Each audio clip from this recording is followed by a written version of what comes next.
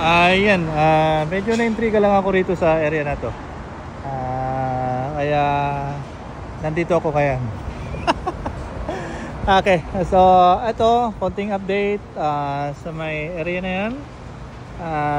Sa may viaduct, ongoing yung installation ng parapet walls. Yung tinitignan yung mga yan, yung mga ini-install yan.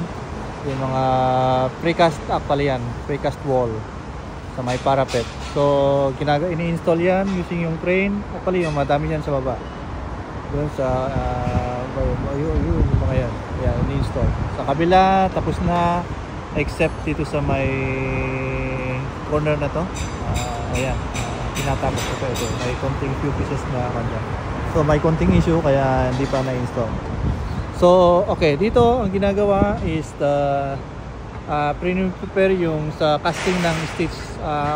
Tawag nila dyan stitch, yung casting nito sa mga panel, yung may forma na yan sa baba, yung sa dugtungan actually. And then may konting bakal dyan, and then after that saka binubuhusan. After mabuhusan yan, saka pa lang tatanggalin yung mga temporary supports na yan na pinaglalagay. Ayun. Okay, dito naman tayo sa kinatatayuan ko is abandonado. Actually tapos na yung bakal, tapos na yung sa slab.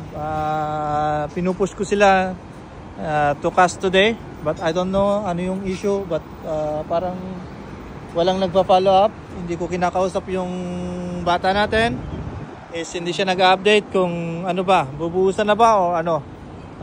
Pinopostpone na naman niya bukas.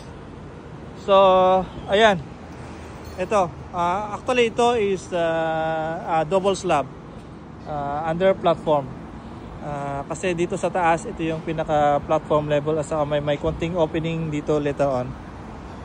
Ayan, dyan din opening na yan para, and then dito papasok dito sa loob. May maintenance dito later on, kasi ito magdudugtong yan doon para dun sa truck. Ayan, so ayan.